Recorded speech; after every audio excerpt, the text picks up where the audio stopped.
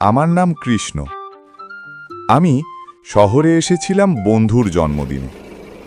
বন্ধুর জন্মদিনে অনেক মজা করার পর আজ বাড়ি ফিরছি। তাই বন্ধু আমাকে ছেড়ে দিতে এসেছে।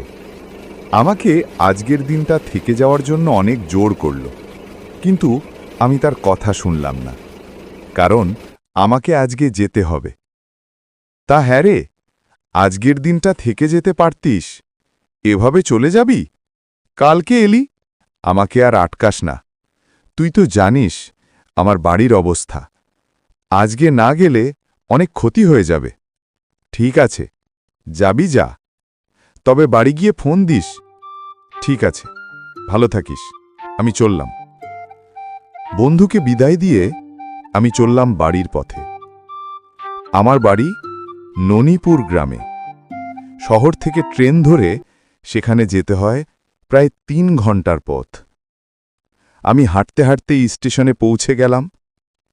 স্টেশনে কিছুক্ষণ অপেক্ষা করার পর বড় একটা বাঁশি দিয়ে ট্রেন এলো।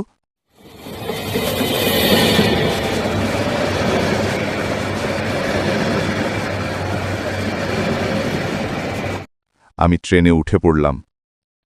ট্রেন চলতে শুরু করল।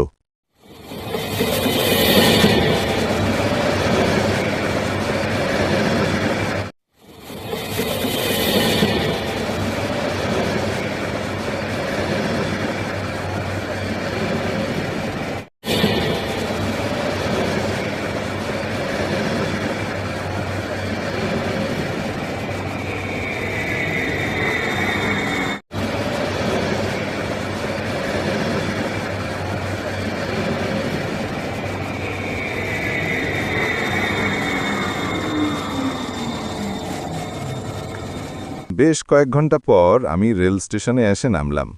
তখন রাত 10টা বাজে। আমি আশেপাশে তাকিয়ে দেখি স্টেশনে কোনো লোকজন নেই। কেবলমাত্র রাত 10টা বাজে, তা স্টেশনে তো কোনো লোকজন দেখতে পাচ্ছি না।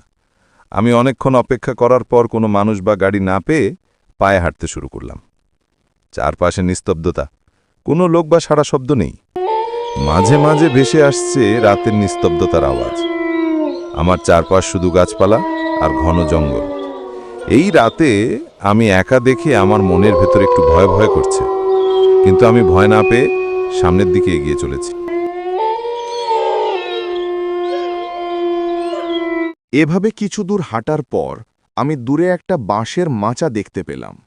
ভালো করে তাকাতে দেখি মাচাটার পাশে একজন দাঁড়িয়ে আছে। অন্ধকারে চেহারাটা ভালো করে দেখা যাচ্ছে না। আমি তার দিকে এগিয়ে গেলাম এবং তাকে জিজ্ঞেস করলাম, কাকা, ননিপুর যাব, রাস্তাটা কোন দিকে? লোকটি কোনো উত্তর দিল না। আমি আবার জিজ্ঞেস করলাম, কাকা, মণিপুর যাওয়ার রাস্তা কোন দিকে?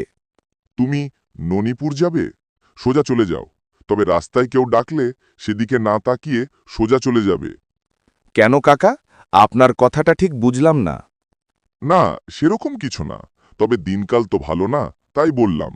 লোকে বলে ওদিকের রাস্তা নাকি ভালো না। আমি লোকটার কথায় গায়ে না লাগিয়ে হাঁটা লাগালাম। কিছু দূর হাঁটার পর হঠাৎ শুনি একটি মেয়ের ডাক। শুনছেন? শুনছেন? আমি পিছন দিক তাকিয়ে কোনো মেয়েকে দেখতে পেলাম না। আমি আবার হাঁটতে শুরু করলাম। তখন আবার কে যেন পিছন থেকে ডাকছে। শুনছেন? শুনছেন? আমি আবার পেছনে তাকালাম। এবার তাকিয়ে দেখি একটা মেয়ে আমার পেছনে দাঁড়িয়ে আছে। আমি তার কাছে এগিয়ে গেলাম। কে তুমি?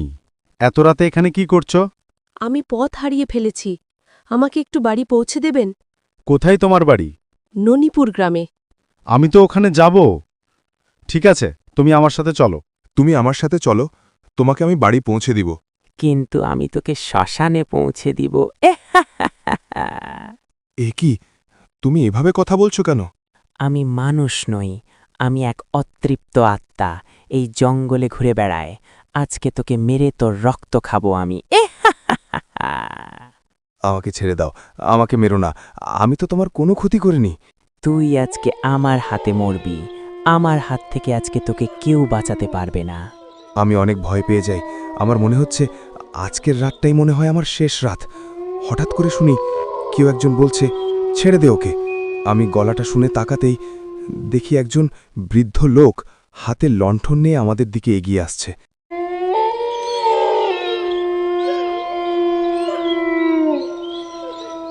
ওকে ছেড়ে দে, ওর কোনো ক্ষতি করিস না। না, ওকে ছাড়ব না, রক্ত খাবো আমি, হা হা। তবে রে, দেখ তাহলে আমি তোর কি করি। না না, আমি আবার আসব, হা হা। লোকটা মনে মনে কিছু একটা বলে, আর তারপর সেই অতৃপ্ত আত্মাটা এক মায়াবী হাসি হেসে বাতাসে মিলে যায়। তুমি এখন যেতে পারো বাবা, ওই অতৃপ্ত আত্মাটা আর আসবে না। তুমি নিরাপদে বাড়ি যেতে পারো। আমি ভয়ে ভয়ে লোকটাকে বললাম, ওই অতৃপ্ত আত্মাটা কে ছিল? ও, এই গ্রামেরই মেয়ে। এক ঝড়ের রাতে বাজের আঘাতে তার মৃত্যু হয়। তারপর তার আত্মাটা অতৃপ্ত আত্মা হয়ে এখানেই ঘুরে বেড়াচ্ছে।